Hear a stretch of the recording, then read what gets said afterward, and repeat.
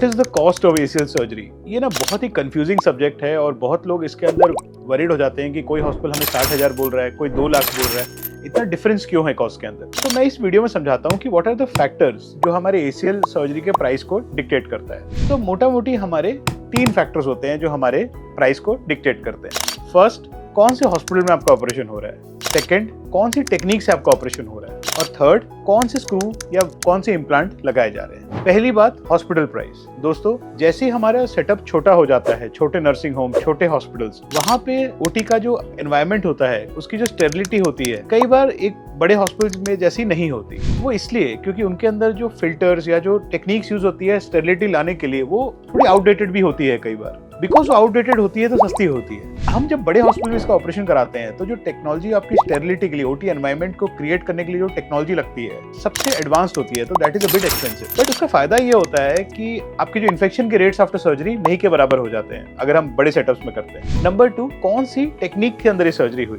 दोस्तों, जब हम स्क्रू लगा के सर्जरी करते हैं या हम ऑल इनसाइड सर्जरी करते हैं, तो ऑल इनसाइड सर्जरी जो होती है उसका कॉस्ट थोड़ा सा ज्यादा होता है। ऑल इनसाइड सर्जरी का कॉस्ट इसलिए ज्यादा होता है क्योंकि उसके अंदर एक स्पेशल इंस्ट्रूमेंट यूज होता है जिसे फ्लिप कटर कहते हैं। फ्लिप कटर क्या करता है, रिवर्स वे में आपकी बोन को काटता है ताकि हमें स्क्रू लगाने की जरूरत ना पड़े। लोगों के अंदर बहुत कंफ्यूजन होती है कि ऑल इनसाइड बेटर है या स्क्रू बेटर है। तो मैं इस कंफ्यूजन को क्लियर करने के लिए सिर्फ एक स्टेटमेंट देना चाहता हूँ कि दोनों ही टेक्निक्स बहुत अच्छी है। डिपेंड करता है आपकी एज क्या है, आपकी हाइट क्या है, आप लड़का है या लड़की है, और आपका सर्जन किस में कंफर्टेबल है। मेरे जैसे सर्जन जो रोज ACL करते हैं, हम दोनों ही टेक्निक्स अच्छे से कर सकते हैं। बट हम जनरली जो लड़के हैं और जिनकी हाइट अच्छी है उनके अंदर स्क्रू लगाते हैं, और जो लड़कियां होती है जिनकी हाइट, या कोई लड़का है जिसकी हाइट कम, उसके अंदर हम ऑल इनसाइड करते हैं। ये वेरिएशन इसलिए होता है क्योंकि हम एंड में जो मोस्ट इंपॉर्टेंट चीज ACL सर्जरी की, वो ये नहीं होती कि स्क्रू लगा है या ऑल इनसाइड हुआ है। मोस्ट इंपॉर्टेंट चीज होती है कि ग्राफ्ट कितना थिक है। तो अगर ग्राफ्ट पतला लगा दिया उसका कोई फायदा नहीं होता। तो इसलिए हम जो भी टेक्निक यूज करें, हम हमेशा कोशिश करते हैं ग्राफ्ट को मोटा रखने का, ताकि वो रीटेयर ना हो। और जो थर्ड होता है कॉस्ट का फैक्टर, वो होता है कौन सा स्क्रू हमने लगाया, क्या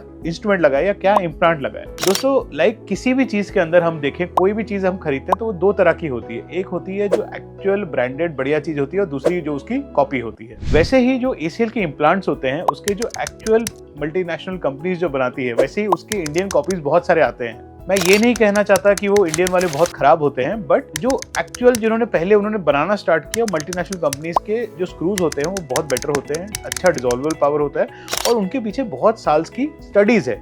तो हमें पता होता है और भरोसा होता है कि हम अच्छी चीज यूज कर रहे हैं। अगर हम तीनों चीजों को मिला दें, कि अगर हम सोचे कि हमारा बड़े हॉस्पिटल में ऑपरेशन हुआ, अच्छी टेक्निक से हुआ और सबसे एक्सपेंसिव स्क्रू लगे, तो इसका कॉस्ट कई बार 1.5 से 2 लाख तक भी पहुंच सकता है। पर अगर हम तीनों चीजें इन्फीरियर मिला दे, हमारा छोटे हॉस्पिटल में ऑपरेशन हुआ, टेक्निक भी बहुत नॉर्मल सी यूज हुई, और स्क्रू हमारा टाइटेनियम का लगाया गया, तो कॉस्ट बहुत कम हो सकता है, शायद 70,000 में हो गया। बट आपने देखा जो ये कॉस्ट का डिफरेंस आया, उसके अंदर बहुत बड़ा कॉम्प्रोमाइज हो गया। कॉम्प्रोमाइज हो गया आपकी स्टेरिलिटी में, कॉम्प्रोमाइज हो गया आपके इक्विपमेंट पे, और कॉम्प्रोमाइज हो गया आपके इम्प्लांट। दोस्तों, जो ACL सर्जरी होती है वो जनरली यंग लोगों में होती है। एक वेल डन ACL सर्जरी आपकी लाइफ लॉन्ग चलती है और आपके घुटने को हमेशा नॉर्मल रखती है। तो मैं हमेशा ये रेकमेंड करता हूँ कि जब मेडिकल नीड्स की बात आए, हम सब, ऐसा नहीं मैं बोल रहा हूँ कि अननेसेसरी पैसे खर्च करें, बट आप समझे कि जो पैसे लगते हैं वो कई बार आपकी भलाई के लिए लगते हैं। वो इस चीज में लगते हैं जहाँ पे आपका क्वालिटी ऑफ केयर बढ़ जाए। हम नहीं चाहते कि 1980 या 1990 का ऑपरेशन हम 2024 में करें। तो मैं यही चाहता हूं कि जब भी आप किसी डॉक्टर या किसी हॉस्पिटल में जाके कॉस्ट डिस्कस करें, तो ये जरूर डिस्कस करें कि ये कॉस्ट इतना क्यों है, इतना कम क्यों है, ताकि आप अपने लिए